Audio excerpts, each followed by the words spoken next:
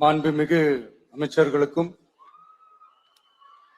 மதிப்பிற்குரிய சிறப்பு விருந்தினர்களுக்கும் அனைவருக்கும் என்னுடைய வணக்கம்.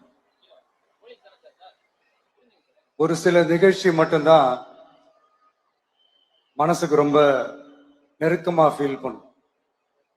அதை நினைச்சாலே ரொம்ப சந்தோஷமா ஃபீல் பண்ணும். அப்படிப்பட்ட ஒரு நிகழ்ச்சி தான் இன்னைக்கு இந்த சிங்கப்பெண் சிறப்பு படைய தொடங்கி வைக்கிற இந்த நிகழ்வு. உண்மையிலே மனசுக்கு ரொம்ப நெருக்கமான ஒண்ணு, சந்தோஷமான ஒண்ணு. நம்ம பாட்டி, அம்மா, அக்கா, தங்கைகள், ஒவ்வொரு வீட்டில் இருக்கிற பெண் குழந்தைகள், இவங்க எல்லாருக்குமான பாதுகாப்பை உறுதி செய்வோம்னு சொன்னோம். ஆனா அது எலெக்ஷனுக்காக மட்டுமே கிடையாது. மனசுல இருந்து நிஜமா, உண்மையா, உணர்வு பூர்வமா சொன்னதுதான். பெண்களுக்கு எதிரான இந்த கொடுமைகள்ல நமக்கு எப்பவுமே 0 டாலரன்ஸ் தான். அதுல ரொம்ப உறுதியா இருக்கிறோம். ஸோ சொன்னது எல்லாமே செய்யணும். கொஞ்சம் கொஞ்சமா, படிப்படியா அதை செயல்ல கொண்டு வரணும். அதுல ரொம்ப தெளிவா இருக்கிறோம். அதனாலதான் ஆட்சிக்கு வந்த உடனே இந்த குறைஞ்ச நாட்களுக்குள்ளேயே இதை நடைமுறைக்கு கொண்டு வந்திருக்கிறோம். தமிழ்நாட்டில் இருக்கிற பெண்கள், பெண் குழந்தைகள் எல்லாருமே பாதுகாப்பா, தன்னம்பிக்கையோடு இருக்கணும். அதுக்கான முதல் கட்டம் தான் இந்த ஸ்டெப். இது மனசுக்கு ஒரு மன நிறைவை கொடுத்தாலும், அதே நேரத்துல பெண்களை பத்தின சில செய்திகள்லாம் கேட்கும் போது உண்மையிலேயே மனசு பதறுது, கண்ணு கலங்குது. அது கண்ட்ரோல் பண்ணவே முடியல. ஏன்னா நடக்கிற கொடுமைகள்லாம் யாருக்குங்க? நம்ம குடும்பத்தை சேர்ந்தவங்க தானே. எப்படி மனசு பதறாம இருக்கும்? அதனால பெண்களுக்கு எதிராக இதெல்லாம் ஏன் நடக்குது, எதுக்கு நடக்குதுன்றது மற்றவங்க மாதிரி ரீல்ஸ்லயும் இன்ஸ்டாலையும் தேடிட்டு இருக்க முடியாது. ரியாலிட்டிய புரிஞ்சுக்கணும். ஸோ இந்த பிரச்சனைகள்லாம் ஏன் நடக்குது அப்படின்றத அனலைஸ் பண்ணி பார்க்கும்போது சுத்தி சுத்தி பார்த்தீங்கன்னா ஒரே இடத்துலதான் நிக்குது. போதை பொருள் நடமாட்டம். அதை வேரோட பிடுங்கி எறியணும்.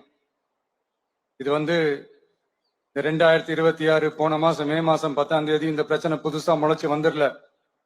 இது பல வருஷமா இருக்கிற பிரச்சனை.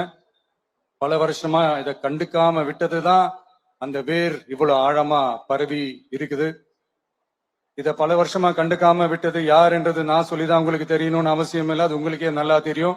இப்ப அதை பத்தி பேசியும் பிரயோஜனம் இல்லை. முதல்ல இந்த போதை பொருள் நடமாட்டத்தை வேரோட பிடுங்கி எறியணும். அப்படி எரிஞ்சாதான் இந்த பெண்களுக்கான இந்த சேஃப்டி ரொம்ப ஸ்ட்ராங் ஆகும். இது ரெண்டுமே ஸ்ட்ராங் ஆனாலே ஆட்டோமேட்டிக்கா சட்டம் ஒழுங்கும் சரியாகும். இந்த 3 விஷயம் சொன்னல, இந்த போதை பொருள் நடமாட்டம், பெண்களுக்கு எதிரான இந்த கொடுமை, இந்த சட்டம் ஒழுங்கு, இது 3மே ஒண்ணுக்கு ஒண்ணு இன்டர்லிங்க்ட் தான். இதுவும் இப்ப புதுசா வந்த பிரச்சனை கிடையாது. பல வருஷமா இது இன்டர்லிங்க்டா தான் இருக்குது. இதெல்லாம் ஏன், எதுக்குன்றது இப்ப முக்கியம் இல்லை. இது எப்படி சரி செய்ய போறோம்ன்றதுதான் முக்கியம். பட் அதே நேரத்துல இன்னொன்னையும் நம்ம மனசுல எடுத்துக்கணும். இந்த பெண் குழந்தைங்களுக்கான இந்த பாதுகாப்பு இது வெறும் சட்டம் ஒழுங்கு சம்பந்தப்பட்டது மட்டும்தானா அப்படின்னு கேட்டீங்கன்னா இல்ல. இது சமூக ஒழுங்கும் சம்பந்தப்பட்டிருக்கு. சமூக ஒழுங்குல தனி மனித ஒழுங்கும் சம்பந்தப்பட்டிருக்கு.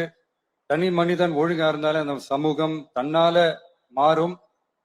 ஒரு கட்டுப்பாட்டோட, ஒரு பொறுப்பா இருந்தாலே இது மாதிரி பல பிரச்சனைகளை நம்ம கண்ட்ரோல் பண்ணலாம். படிக்கிற இடத்துல, வேலைக்கு போற இடத்துல, டிராவல் டைம்ல, ஆனா டெய்லி லைஃப்ல பயம் இல்லாம மரியாதையோட நம்ம பெண்கள் வாழணும். அதுக்கான ஒரு அட்மாஸ்பியரை நம்ம கிரியேட் பண்ணணும். அதுதான் நம்மளுடைய ஃபர்ஸ்ட் டார்கெட்டு. இவ்வளவு நேரம் நான் இதெல்லாம் ரொம்ப சாஃப்டா சொல்லிட்டு இருந்தேன். ஆனா பெண்களை தொந்தரவு செஞ்சுட்டு அப்படியே எஸ்கேப் ஆகி போயிடலாம்னு நினைக்கிறவங்களுக்கு நான் ஒரு வார்னிங்காவே சொல்றேன். பெண்கள் பாதுகாப்பை டிஸ்டர்ப் பண்றவங்க யாரா இருந்தாலும் அது சகிச்சுக்கவே முடியாது. அவங்களுக்கான தண்டனைக்கான அந்த நடவடிக்கைகள் எல்லாமே போலீஸ் டிபார்ட்மெண்ட்ல இருந்து ரொம்ப கடுமையான ஒரு தண்டனையா இருக்கும். கடுமையான ஒரு நடவடிக்கைகளா இருக்கும். அந்த தண்டனை, அவங்களுக்கான அந்த சார்ஜ் ஷீட் எல்லாமே ரொம்ப ஃபாஸ்டா, ஸ்பீடா அது செயல்படுத்தப்படும். என்ன ஒண்ணு, அந்த ஸ்பீட்ல நிரபராதிகள் யாரும் தண்டிக்கப்பட்டிருக்கூடாது. இதையும் காவல் அதிகாரிகள் மைண்ட்ல எடுத்துக்கணும்.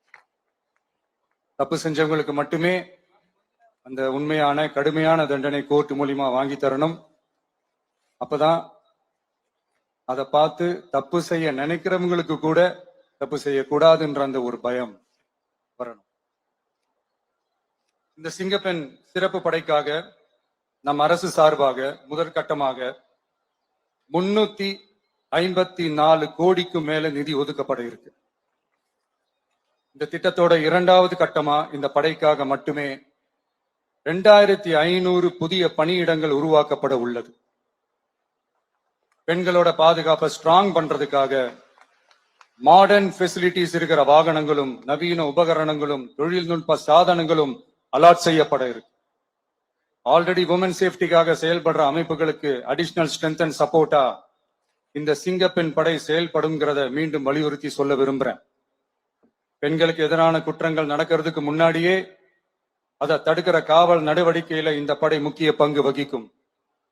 ஃபீல்ட் ஒர்க்ஸ் அண்ட் பிரிவென்டிவ் ஆக்ஷன்ஸ்ல இந்த படை ஈடுபடுறதால அனைத்து மகளிர் காவல் நிலையங்கள் எல்லாம் வழக்கு விசாரணையிலும் குற்றவாளிகளுக்கு தண்டனை வாங்கி தர்றதிலையும் இன்னும் அதிக கவனம் செலுத்த முடியும். பெண்களை ஃபாலோ பண்றது, பாலியல் தொல்லை தர்றது, டார்கெட் பண்ணி திரும்ப திரும்ப தொந்தரவு செய்யறது, பெண்கள் கடத்தல் முயற்சி, பப்ளிக் பிளேஸ்ல அசிங்கமா நடந்துக்கிறதுக்கு பஸ்ல தொல்லை தர்றது, கூட்டத்துல பெண்களுக்கு தொல்லை தர்றதுன்னு இது மாதிரி தப்ப தடுக்கிறதுல ரொம்ப முக்கியமா இந்த சிங்கப்பெண் படை செயல்படும்.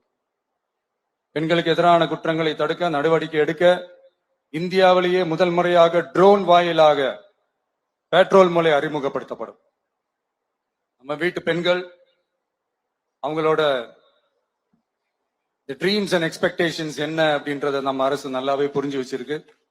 அது கொஞ்சம் கொஞ்சமா நாங்க செயல்படுத்துவோம். உங்களுக்கான மரியாதையும் தான், உங்களுக்கான அந்த கண்ணியமும் தான் நம்ம அரசினுடைய highest and most important priority. ஒரு கவர்மெண்டோட அந்த விஷன் அண்ட் டார்கெட் ஆனஸ்டா இருந்தாலே போதும். பிளான்ஸ் அண்ட் அட்டெம்ப்ட்ஸ் அது போற பாதை சரியா இருக்கும்னு சொல்லுவாங்க. அப்படிப்பட்ட ஒரு கவர்மெண்ட் தான் நம்மளுடைய கவர்மெண்ட், உங்களுக்கான கவர்மெண்ட்.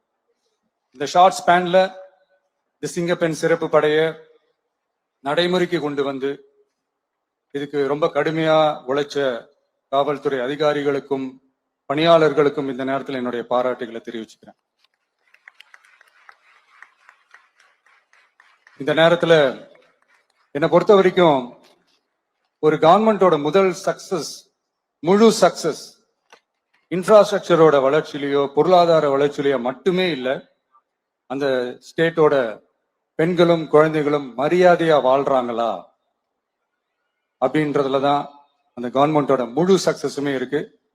அதோட சேர்ந்ததுதான் மற்ற எல்லா வளர்ச்சியும். அதுலயும் நாங்க கவனம் ஃபுல் கான்சென்ட்ரேட் பண்ணுவோம். கான்பிடென்டா இருங்க, நல்லதே நடக்கும், வெற்றி நிச்சயம். மீண்டும் சந்திக்கும் வரை நன்றி, வணக்கம்.